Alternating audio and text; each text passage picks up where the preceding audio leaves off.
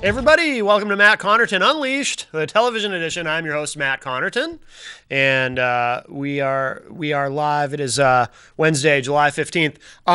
If you are watching this live, we'll get the housekeeping out of the way quickly.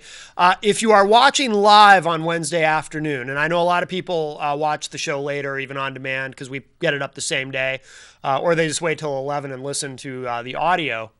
On the radio edition, because on Wednesdays we cheat, and we just, for the Wednesday night radio show, we just use the same audio as from the TV edition.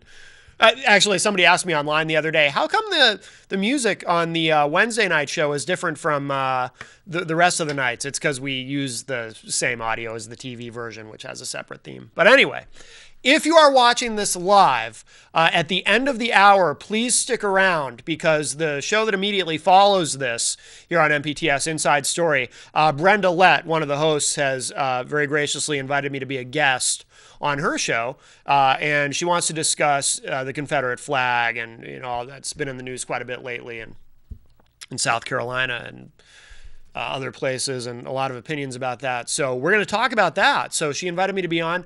She's been on this show. She's never been on the TV edition, but she was on the radio edition once.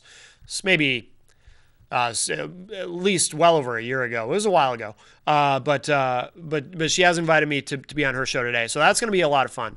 So if you're watching live, and you're not completely infuriated by me at that point, and you want another hour of me, there is another hour available. In addition to that, even more of me, I have been invited back once again to guest host Ward 13 with John Hopwood. So we're going to tape that tomorrow. That's not a live show, but we record on Thursday, and we usually get it uploaded on Thursday when I'm on, and then of course it will air on Friday. But so looking forward to that as well. And from the text messages, I don't know if I'm supposed to let the cat out of the bag or not, what we're going to be doing. It's probably fine. He said, I'm going to guest host his show, but my guest, when I guest host his show this time, will be John Hopwood. So I guess he wants me to interview him on his show. So, I'm down for almost anything. So that'll be fun, and I always enjoy going on there. So just a couple quick programming notes, and I will remind everybody, of course, that the radio edition of Matt Connarton Unleashed is now 5 nights a week on the IPM Nation live station at IPMNation.com. Of course, Tuesdays and Thursday nights we're also simulcast on Ohm Times Radio at ohmtimes.com/IOM. But we are now 5 nights a week. Most nights we are live. Occasionally we'll pre-tape if we have to for some reason, but most nights we're live except Wednesday. Like I said, the Wednesday night radio edition of the show is usually the same as the television edition. You just listen to it instead of watch it. So yeah, we cheat a little bit on Wednesday. Wednesday's a busy day for me. Wednesdays also at 6 p.m., of course, live here, right here, is Rock, Paper, Hand Grenades.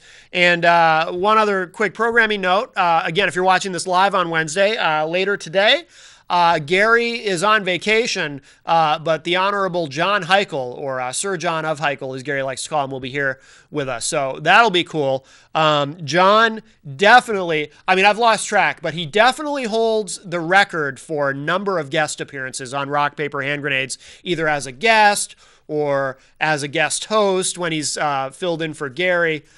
He's the, as Alec Baldwin is to SNL, John Heichel is to Rock, Paper, Hand Grenades. So that'll be fun. Always nice to see John. Of course, the IPM Nation live station, we do broadcast 24/7 from the Uptown Auto Repair studio. And of course, Uptown Auto Repair is owned by John Heichel. So he's also one of our business partners, in a sense, at IPM Nation. So he's a sponsor. So that's very cool too. But that's not the only reason I like him. No, John is an awesome human being, and I have no idea what we're going to talk about on Rock, Paper, Hand Grenades. I don't think anyone else is coming in. I think it's just going to be he and I. There's always a million things to talk about. I know that John Heichel is a big supporter of Donald Trump. That is, unless something's changed in the last 24 hours. But John and I haven't had a chance to really discuss Trump one-on-one, but John's Facebook post would indicate that he's very enthusiastic about Donald Trump for president. We talk about Donald Trump a lot on this show. I hope you're not sick of it. Personally, I can't get enough Trump. I think, though, that there are some Republican candidates who certainly have had their fill of Trump, and not just because he threatens the ability of other candidates to clinch the Republican nomination. Donald Trump, if you look at national polls, Republicans, congratulations. Donald Trump is your front runner. And congratulations to John Heichel. Donald Trump is your front runner because, like I said, John is supporting Trump. Personally, I like Donald Trump in the sense that I've always found him kind of interesting. He's got kind of a sly sense of humor about him that I think a lot of people don't even quite catch. His hair is fascinating, and not just because of the way he combs or brushes his hair. Everyone's fixated on that weird, like, sort of comb forward thing that he does. Nobody ever talks about the other weird thing about his hair, the color. His hair, if you look at older pictures of him, his hair used to be brown. He had dark brown hair. Most people, as they get older, they start getting gray. Trump's hair, as he got older, did not turn gray. It turned into this sort of, it's almost a strawberry blonde. He's basically almost a redhead, really. I don't know how someone's hair turns red as they get older. I don't know if he colors it. I don't know what that is. But nobody ever talks about the color of Trump's hair. Everyone talks about this weird sort of thing he does with the, how he combs it. No one talks about the color. What's going on there? That's what I want to know. Did he get a different wig? Some people think he wears a wig, that it's a toupee or something. I don't think so. I think that's his real hair. I mean, with Trump's money, if he wanted to get a really good-looking toupee, a realistic-looking toupee, he can certainly afford it, or a hair transplant. So I'm pretty sure that's his real hair. But I want to know what's with the color of it. That's what fascinates me. And I've seen Trump's hair up close. I can't figure it out. And we're not going to spend the whole time on Trump, I promise. But he continues to be a fascinating addition to the field of Republican candidates. What is it? I think there's currently 74 Republican candidates seeking the nomination. I'm kidding. I think it's only like 68, but there's quite a few. It is, I don't remember it ever being this crowded a field of candidates. And I don't mean fringe candidates nobody's ever heard of. I mean, legitimate candidates who have a lot of name recognition. That's what I was looking for. They have ID. They have, people are aware of them enough so that, you don't kind of snicker and go, okay, why is this person running? I've never even heard of that guy or that woman.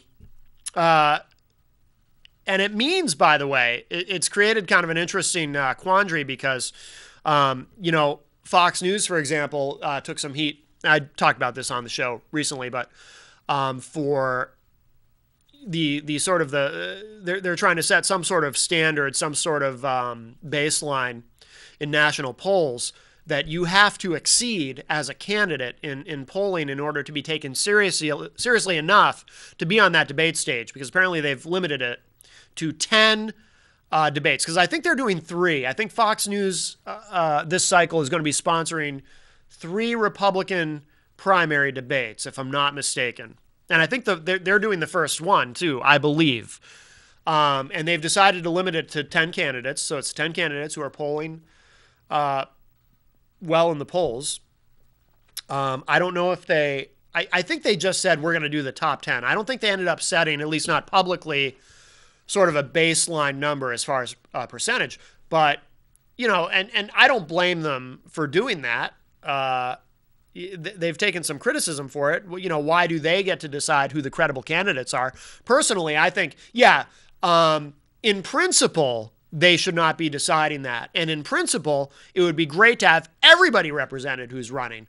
But in practical terms, it's impossible. It is not a practical thing.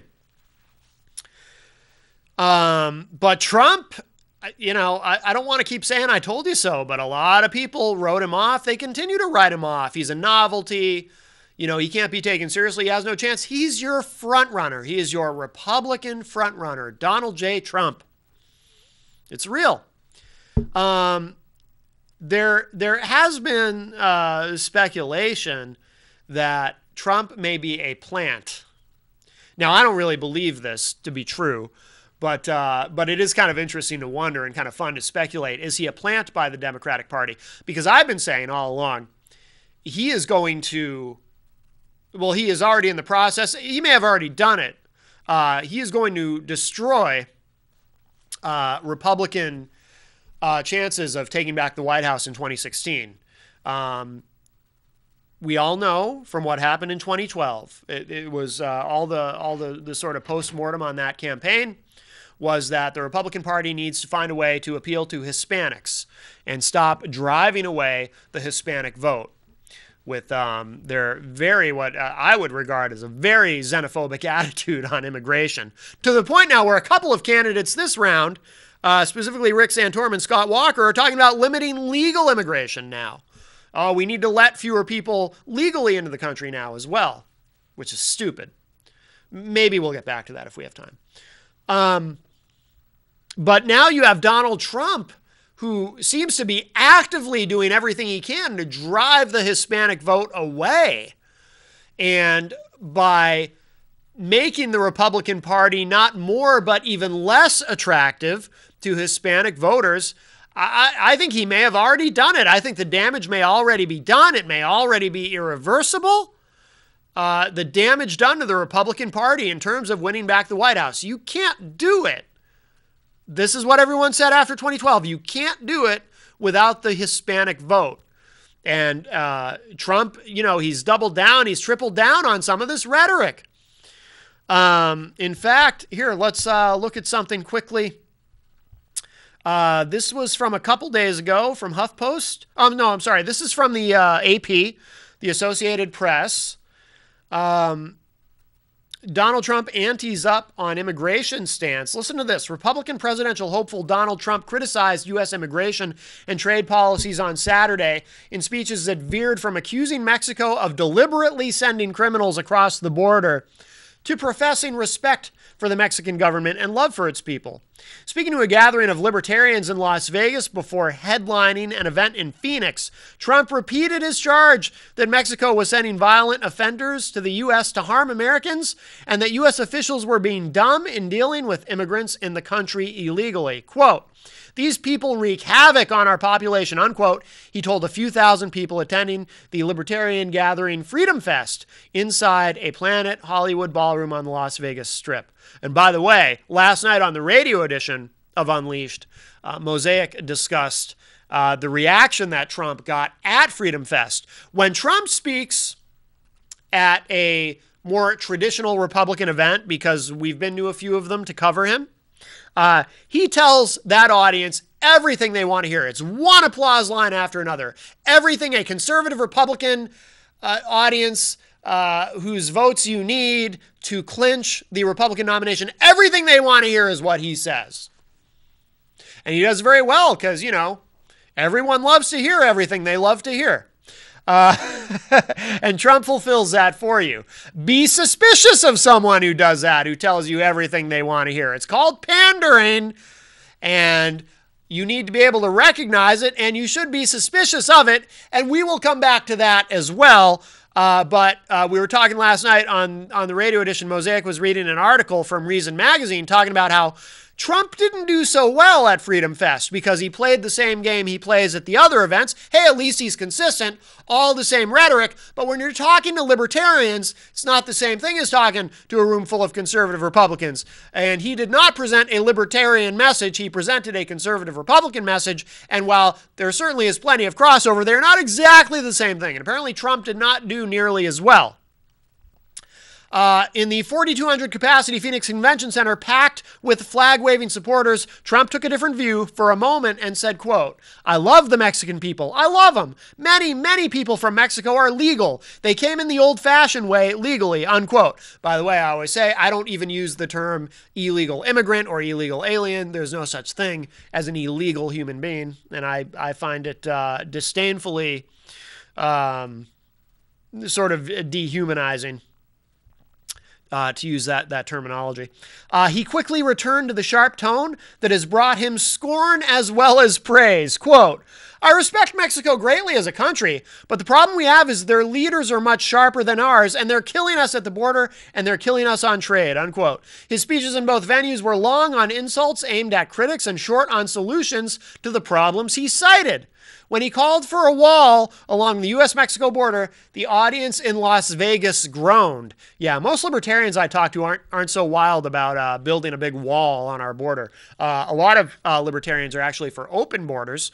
The idea being that more people in the country means more taxpayers. And I know a lot of people who get very angry about illegal immigration will say, and this is one of the arguments that drives me nuts.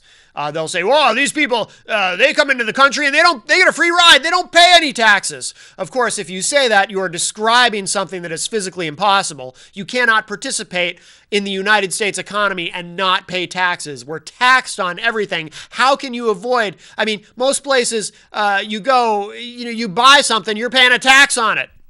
Here in New Hampshire, where we are, we don't have a sales tax. We're one of the few states that doesn't, but most places do. There's all kinds of taxes, there's meal taxes. You cannot escape paying taxes in this country. In the break from the immigration rhetoric that has garnered him condemnation and praise, Trump asserted that he would have more positive results in dealing with China and Russia if he were president, and he said he could be pals with Russian President Vladimir Putin. By the way, one of the things I do like about Trump, I like the way he says China. He pronounces it China. You know what China has been doing to us. Blah, blah, blah. I think it's funny. He just says it with such disdain. China. Asked by an audience member in Las Vegas about U.S.-Russia relations, Trump said the problem is that Putin doesn't respect Obama. I think we would get along very, very well, he said. Trump has turned to victims of crime to bolster his argument. Oh, this stuff drives me nuts. He's turned to victims of crime to bolster his argument that immigrants in the U.S. illegally have killed and raped. In Las Vegas and Phoenix, he brought on stage Jamil Shaw Sr., a Southern California... This is incredible to me. A Southern California man whose 17-year-old son was shot and killed in 2008 by a man in the country illegally. Shaw vividly described how his son was shot in the head, stomach, and hands while trying to block his face, and how he heard the gunshots as he talked to his son on the phone. This is where a lot of prejudice, racism, bigotry, this is part of what generates that. A lot of people will fall for this because they look at an example. Okay, so an undocumented immigrant killed somebody. So what will happen is people will hear that and say, oh, well, here's an example of this. So obviously this is true all the time and they're all killers. Because a lot of people do think that way. And again, that's how a lot of just small-minded, just bigotry and racism, how it starts and the genesis of it. I know someone who, for example, and there's a million examples, I personally know someone, and this individual, I won't say the name, I don't want to embarrass them, but they used to be an IPM Nation personality. They used to have a show on IPM Nation long time ago. This individual worked at a place where an African-American woman was apparently rude to her on a consistent basis, and they didn't get along. So, of course, now this individual has these kind of racist attitudes because she worked with someone of color who was rude to her. So now, in this person's mind, that's how they all are. They're all just rude. They all just suck as people. A lot of people, you present them one example of something. You see this all the time with people who get any kind of government assistance where someone will say, you hear the I know a guy argument. Okay, so if I say, well, some people who are on government assistance, they're on it because they genuinely need it and they want to work or they want to get more hours at their job or whatever it may be, but they have a family to support, they've fallen on hard times, and they need a little bit of help to get by. So I don't have a problem with that. If there's help available, I don't have a problem with people who genuinely need it going to get it. But then you inevitably, if you say that, right, you'll have some guy say, oh, well, I know a guy who knew how to game the system and take advantage and this and that. And because because he says, I know a guy, right? He knows a guy. So now in his mind, as in the minds of so many people, that means that everybody who gets any kind of assistance is gaming the system, and they're all ripping us off, and they're all bad Americans, and they're all leeches and losers and just suck as human beings. A lot of people think that way. You give them one example of something that reinforces their pre-existing prejudice, and they take that one example, and in their mind, they magnify it by 1,000,000, and now that means everybody in that situation is a bad person. A lot of people think that way because, quite frankly, a lot of people are really, really dumb. Don't get me wrong. I'm not saying you're really, really dumb if you have an objection to social programs or if you disagree with me on immigration or whatnot. I'm not saying that. Please don't misunderstand me. But you are really, really dumb if you're the kind of person who you hear one example of something and in your mind, now that makes you think, oh, well, that means they're all bad. That is a very small-minded, stupid way of thinking. I don't even want to call it thinking. If you're that easily influenced by such a minute amount of empirical data that someone can give you one example of something, or you can have one experience with a person who somehow is different from you, and you now then assign that to everybody who is like them, or everybody who is in that situation, or everybody who is a part of that group, or a part of that movement, or whatever, I'm sorry, but you're dumb. Anyway. Let's see. Trump's speeches were filled with tangents and insults leveled at business partners such as Univision and NBC that have dropped him in the wake of his comments that Mexican immigrants bring drugs and crime to the U.S. and are rapists. See, again, the reason... This is why he's the... Let's be really honest about it. This is going to make some people really mad at me, but I'm going to say it because I believe it to be true. This is why he is the Republican frontrunner, because the conservative base of the party loves this kind of crap. Of course they're all rapists. I read the other day on Breitbart.com about a Mexican who came to the country and raped somebody. See, they're all rapists. They're all evil.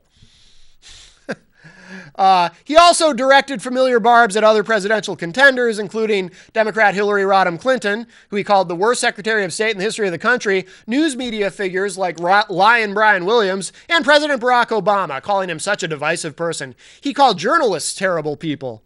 Well, that'll endear him to the media. As Trump lambasted Univision for canceling its broadcast of the Miss USA pageant, one of his many business enterprises, a group of young Latinos unfurled a banner pointed directly toward the stage and began chanting insults. Oh, see, they all Latinos, they all chant insults at people. Oh, they're all bad. See, this proves it. They were quickly drowned out by the crowd, and nearby Trump supporters began to grab at them, tearing at the banner and pulling and pushing at the protesters. Trump supporters aren't in favor of the First Amendment? Somebody says something you don't like, you got to rough them up. Security staff managed to get to the group and escorted them out as Trump resumed speaking. He said, quote, "I wonder if the Mexican government sent them over here. I think so," unquote. Arizona's tough on immigration Sheriff Joe Arpaio, remember him, introduced Trump in Phoenix after outlining the things he and the candidate have in common, including skepticism that Obama was born in the United States. Oh my God, we're back to that. We are back to that. The birtherism. I almost forgot. Trump, birther in chief. Arpaio went on to criticize the federal government for what he called a revolving door for immigrants, saying many of them end up in his jails. Oh, of course. Yeah, they all end up in Arpaio's jail because they're all committing crimes. Never mind that that's statistically not true, by the way. Yeah, I mean, I hate to tell you this, but statistically, most undocumented immigrants don't commit crimes. And, of course, everybody who hates the undocumented immigrants hear me say that, and they go, oh, of course they're committing crimes. Of course they're criminals. Their first act is to commit a crime by coming into the country illegally. Of course, problem with that is, factually speaking, entering the country illegally, crossing the border illegally, is not in and of itself a crime. One of your Republican candidates, Chris Christie, is on record acknowledging that. It's not a crime. It's a misdemeanor. When you say crime, that usually refers to a felony. They are not felons. They are committing a misdemeanor. It is literally about as criminal as driving too fast. Being in the country illegally undocumented is not a crime. It is not a criminal act. Sorry. I know facts are frustrating, but it is what it is. It's not a crime to enter the country illegally. Let's see. He's been getting a lot of heat, but there's a silent majority out here, Arpaio said, borrowing from a phrase Richard Nixon popularized during his presidency in a speech about the Vietnam War. A single protester standing outside the room where Trump spoke in Las Vegas was more concerned about the businessman being tied to the Libertarian Party. Quote, I've been a libertarian for 43 years, and Trump ain't no libertarian, unquote, said Linda Rawls, who asserted that including Trump in Freedom Fest set back the party's movement. We played last night on the radio show a little bit of audio called Trump versus Trump. It's something that Meet the Press put together. And again, I know Republicans hate Meet the Press, but it's if you listen to the show, better yet, if you go on YouTube and find the video of it, which is very easy to find, not right now, stay with me, but later,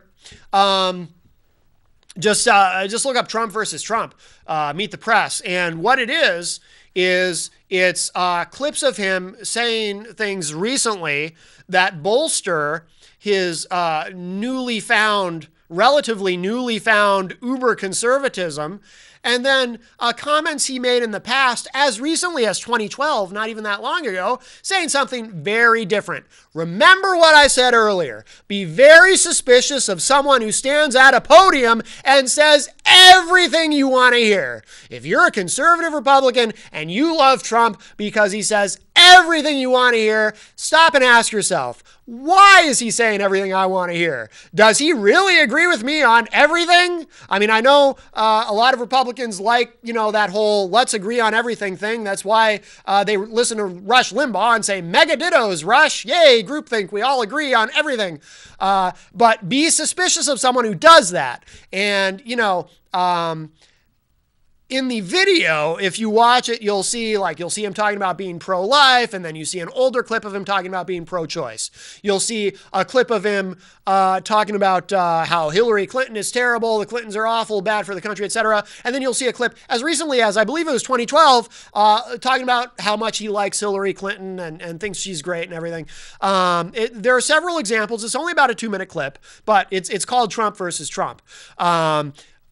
All of a sudden in 2012, it started in 2012 and it has continued now. Back in 2012, when he flirted with the notion of running and then decided not to run, all of a sudden he was sounding very conservative. And it was very strange because he was saying things that seemed out of character compared to things he had said in the past.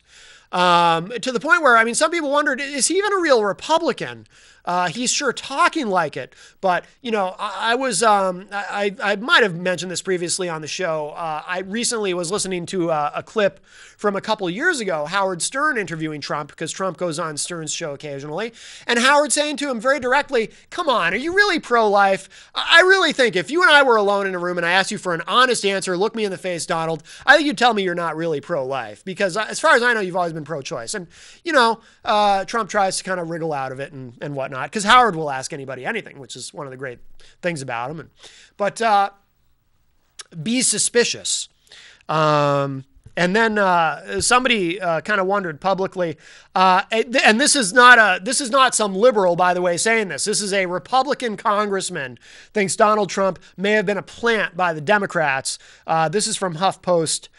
Jacob Kerr writes this. This just went up yesterday. It's quick. But while Trump's comments on undocumented immigrants are surging poll numbers in his bid for the presidency may have some in the Republican Party concerned, one congressman thinks Trump may actually have been a phantom candidate planted by Democrats.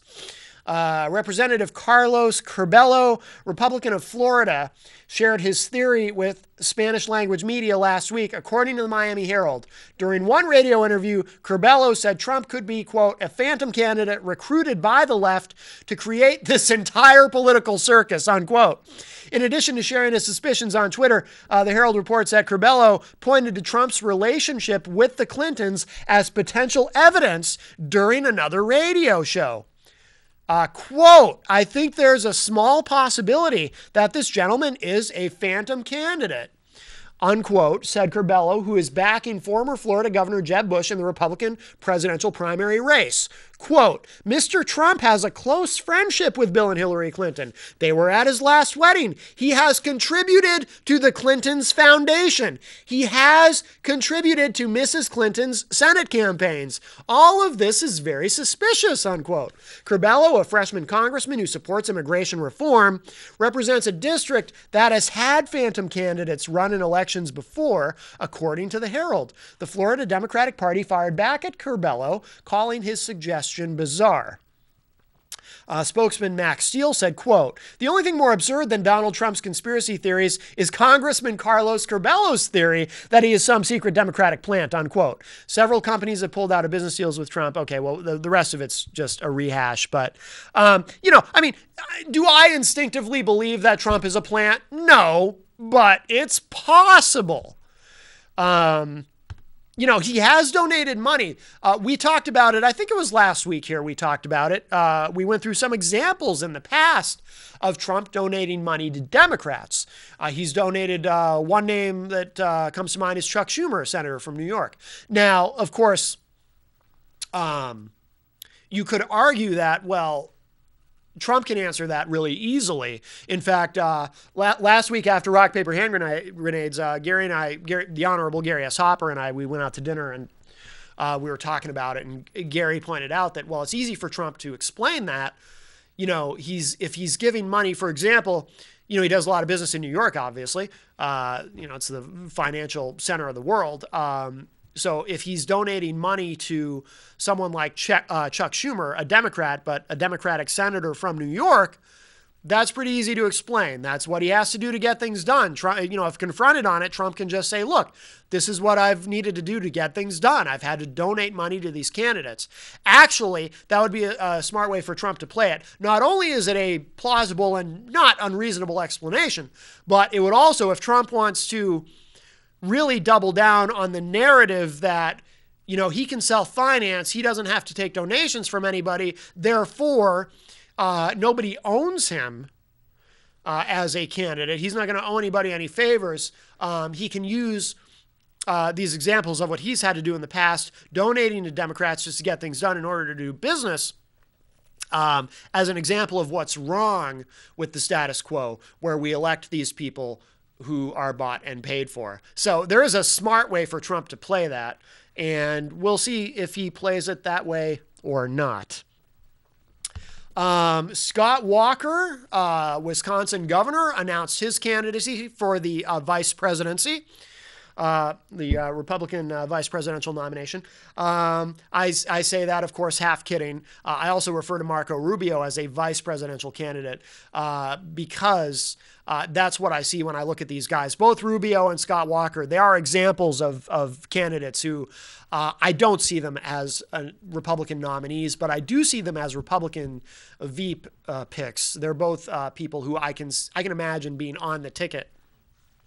For example, if you have, Jeb Bush from Florida, he might want to pick, if he's a nominee, he might want to pick Scott Walker from the Midwest to be his running mate. You always, geography always plays a role in that. Obviously, Jeb Bush would not pick Marco Rubio because then you'd have two guys from Florida. But somebody else might pick Rubio. I can see either of them as a possible VP pick. I think Rubio actually might be a really good, I don't like him. But I think he might be a good pick. I can see it. Get a Cuban American on the ticket, because whenever you do something like that, it proves you're not racist. Something though that I've been really ranting about on the show for a couple years now is this, and we'll get to how this relates to Scott Walker, because this drives me nuts. Scott Walker is one of these guys who thinks it's a good idea to drug test people on public assistance. Because again, for those who oppose any kind of public assistance because you think these people are all leeches, if you've heard one story about someone who took their welfare money and bought drugs, it means they're all doing drugs. They're all just sitting home all day watching TV and doing drugs. I knew a guy who did that, so it must be true that they all do that. And the reason this particular thing is so frustrating and obnoxious is the drug testing Drug testing welfare recipients, for example, is something that's been tried in, I don't know, I think at least 10 states now. And in every state that it's been tried, it's been an abysmal failure because when you test welfare recipients, you end up wasting a massive amount of money because it turns out a tiny fraction of them actually test positive. You know, if you're on welfare or any kind of public assistance, it's not a lot of money. I know there's this narrative about there that all these people on public assistance are living the high life. It's not true. It's not a lot of money. If you are able to take that money and pay your rent and still have enough left over for food, you're lucky. If you take that money and you use it to pay your rent and have enough left over for food, and then you're able to go out and buy drugs, still have enough left over to go out and buy drugs, you're beyond lucky. You're probably living in some sort of bizarro world, alternate universe where that's actually possible. And by the way, there is something in this country. I know a lot of people who get angry about this stuff don't realize this, but there is a phrase, a term, working poor who get public assistance. Working as in they go out every day and they bust their humps and do the best they can, but they just can't quite get enough to feed themselves and their families and take care of their families. So they need a little extra help. I know the narrative on the right is that these people are all just sitting at home, getting a check and going out and buying drugs with it and getting high and eating Doritos and watching TV all day. But that is statistically, factually not true. Most of them fall into the category of working poor. They are working, they are trying, they're doing their best, and they're still poor. It happens. It's a real thing. I'm not making it up. But what happens when you drug test these people is you end up wasting a massive amount of money. Republicans will get offended if you say, you know, it seems like you guys really hate poor people. And I don't believe that all Republicans do hate poor people. Of course not. I have a lot of close friends who are Republicans, who are good, caring, wonderful people who I don't believe hate poor people or hate anybody. But it sure does reinforce the narrative. You know, the Republican Party is not the most self-aware as a party. You know, we've seen a million examples of that. You know, the rhetoric about undocumented immigrants, the things that occasionally someone will say about rape as it relates to abortion that ends up getting national attention because it's so insane. Not the most self-aware folks. So, I mean, that's one thing that, I mean, I'm sorry, Democrats do have over Republicans. I think Democrats are just more self-aware. That's why they say less dumb stuff. I'm neither one. I'm an independent, but I do think Democrats say less dumb stuff, at least publicly, because they are more self-aware and they actually think about what they're saying sometimes. But Republicans get very, very excited about this drug testing. Oh, we're going to drug test all those welfare recipients, and the ones that test positive, we're going to kick them off the rolls. And what happens is, because drug testing is very expensive and because it ends up being such an infinitesimal number of people who actually test positive for drugs, it wastes millions of dollars. And it reinforces the narrative, whether there's any validity to it or not, that Republicans do hate poor people. Because in order to be in favor of this drug testing crap, like Scott Walker is, and we'll get to that in a moment, it requires you to directly violate two conservative principles. One, fiscal conservatism. Why would you do something that doesn't save money but actually wastes an incredible amount of money? Why would you do that if you're a fiscal conservative? That's what this drug testing stuff does. It wastes exponentially more money than it could possibly save. So fiscally, there's nothing conservative about it. It is a giant waste of money. So it violates that conservative principle. conservative principle number 2 that it violates is conservatives are supposed to be small government, right? They're for smaller government. Well, so why would you support something that actually expands the welfare system? It expands the program because you're adding an additional component to the welfare program when you add this drug testing stuff to it. So you're actually expanding government. But they love it. A lot of Republicans love this. They froth at the mouth when you mention it. They think it's the greatest thing in the world. So again, it reinforces that narrative for independents like me. I look at the Republican Party and I look at this and I look at guys like Scott Walker and I go, maybe they do really hate poor people. They sure are excited about kicking them when they're down. With this drug testing stuff, they're willing to waste money. These so-called fiscal conservatives are willing to waste vast amounts of money just to hurt poor people. This came from HuffPost. Yesterday, Scott Walker doesn't care if food stamp drug testing is reasonable. Arthur Delaney writes this. The Wisconsin legislator sent Governor Scott Walker a budget bill under which some food stamp applicants would be drug tested if there's reasonable suspicion they're on drugs. Walker used his line item veto power Sunday to delete the reasonable suspicion part. Walker said in his veto message, quote, "I object to limiting the department's ability to determine which program participants will be screened and, if indicated, tested for illegal use of controlled substance," unquote. Using a reasonable suspicion standard for drug tests helps a state avoid getting sued. That's what happened. Yeah, by the way, that's another way this ends up costing money. It puts a state in a vulnerable position to be sued. That's what happened to Florida in 2011 when the state required every applicant for temporary assistance for needy families benefits to pee in a cup. Siding with civil liberties plaintiffs, federal courts shut the testing down, citing the Constitution's prohibitions against unreasonable search. The dozen or so states that have created drug testing schemes for public benefits since 2011 have generally tried to avoid Florida's example. Well, maybe they've avoided getting sued, but they haven't avoided wasting huge sums of money. Quote, "Subjecting entire classes of people to illegal search is both foolhardy and un-American," unquote, Sherry Tussler, director of the Milwaukee Hunger Task Force, said in an email. Quote, "Wisconsin is still part of the United States, and this rogue use of the veto power will cost Wisconsin taxpayers in both legal fees and lost federal revenue. Our governor seeks to use his authority to harm rather than serve citizens in great need. This is shameful," unquote. Might help him win that nomination, though. Republicans love that kind of stuff. The new law directs the Department of Health Services to develop a program to screen and test only food stamp applicants, blah, blah, blah. We don't need to read the rest of it. That gets it out. But it's a colossal waste of money.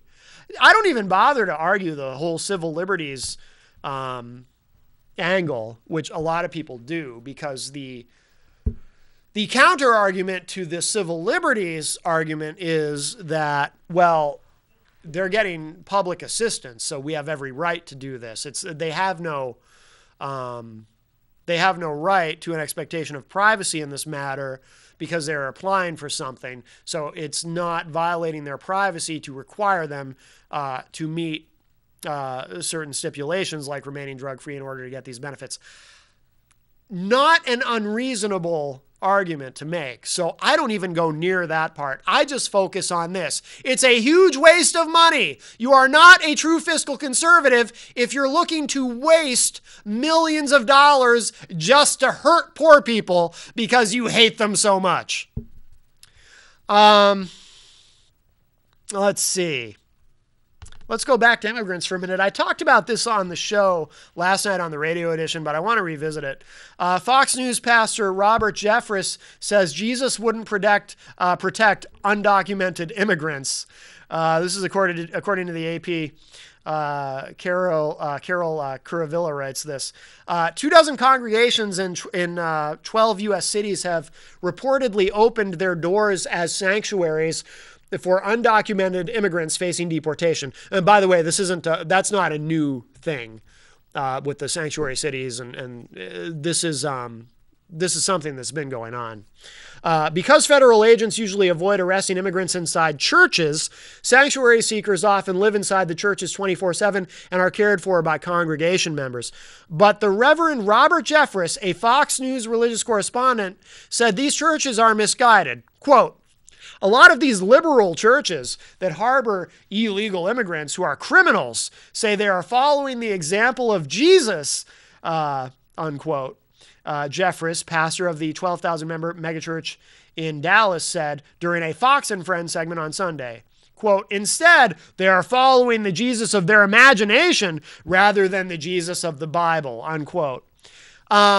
So first of all, let's unpack that a little bit. A lot of these liberal churches, so because these churches are helping these people, because some people have this crazy notion that part of being a Christian means you should be Christ-like. I think that's what Christianity, or who Christianity is named after. And Christ seemed to indicate, from what I recall, I was raised Catholic, and Christ seemed to indicate that it's probably a good idea to, give a crap about other human beings.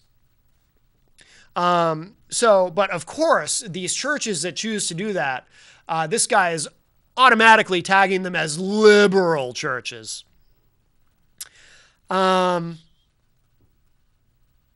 Let me read more of this. Quote, "Jesus was not this wimpy little guy who walked around munching sunflower seeds and saying nice things to people.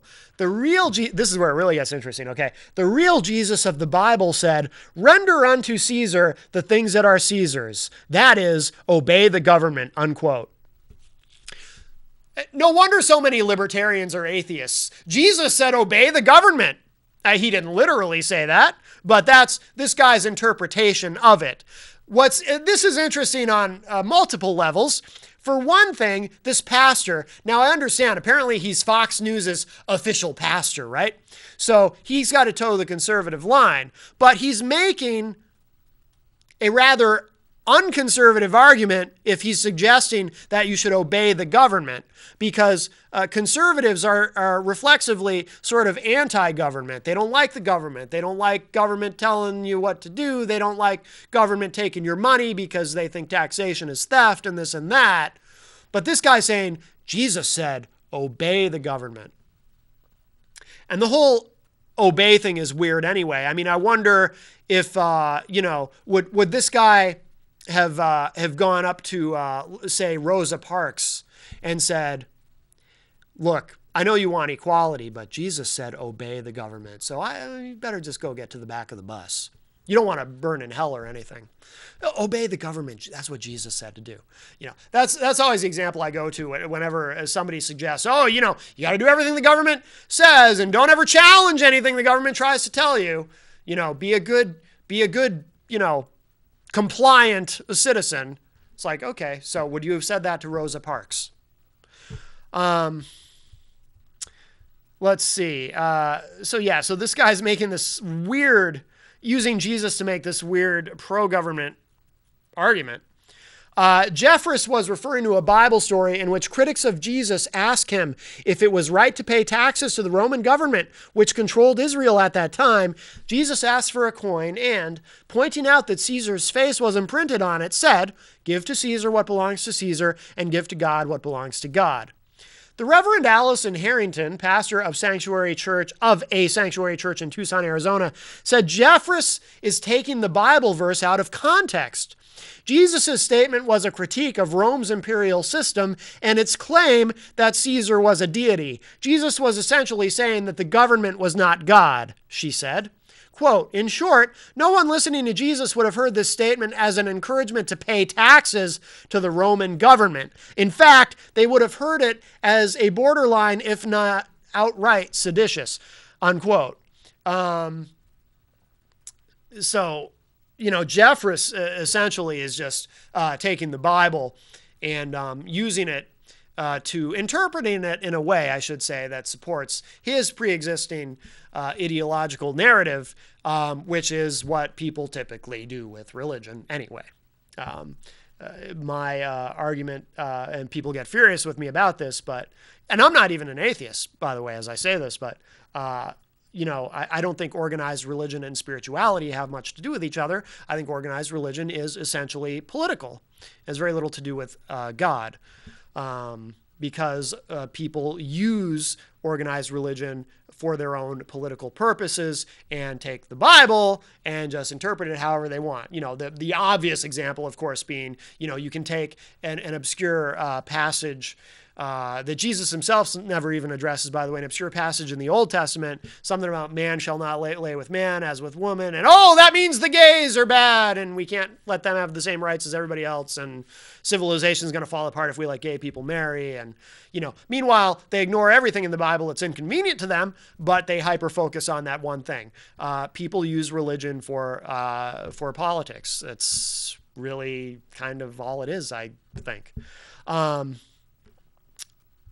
Harrington also says, we'll skip down a little bit.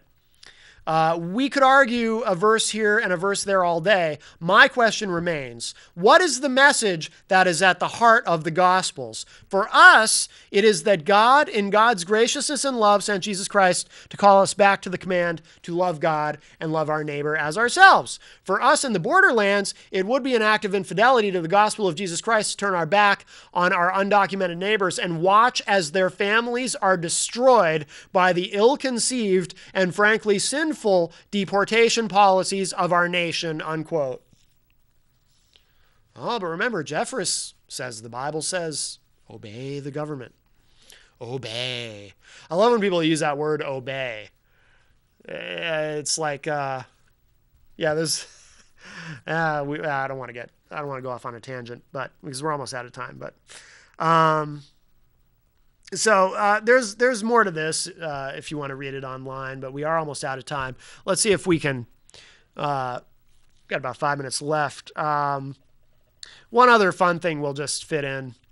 I kind of mentioned it last night on the radio show, but Missouri County, and by the way, this came from the AP, Marina Fang writes this, Missouri County cancels mourning for gay marriage after citizens protest. County commissioners had voted to lower the flags below half-staff. Did you hear about this? I'm glad this turned around. This went up yesterday. Leaders in Dent County, Missouri are no longer planning to lower flags at the county courthouse to mourn the Supreme Court's legalization of same-sex marriage, thanks to an overwhelming backlash from the county residents. Well, good for them. I'm glad people stood up. As first reported, the county's main newspaper, the Salem News, the county commission will hold a special session Tuesday or Wednesday to cancel the order. On Monday, the 3-member commission voted unanimously to lower the flags at the county's courthouse to below half-mast for a 1-year period, mourning, their word, mourning following the recent Supreme Court decision that authorized gay marriage nationwide. Somebody's knuckles were dragging when they made that decision. But, and here's the good news, residents quickly mobilized to protest the commission's actions. Members of the military opposed the commission's measures because it violates flag protocol. Presiding Commissioner Darrell Skiles told the Salem News that military members in the country personally reached out to him with their concerns. According to the U.S. Flag Code, American flags can only be lowered to half-staff to honor veterans or fallen soldiers, to memorialize government leaders, to observe designated holidays, or when ordered by the governor or the president.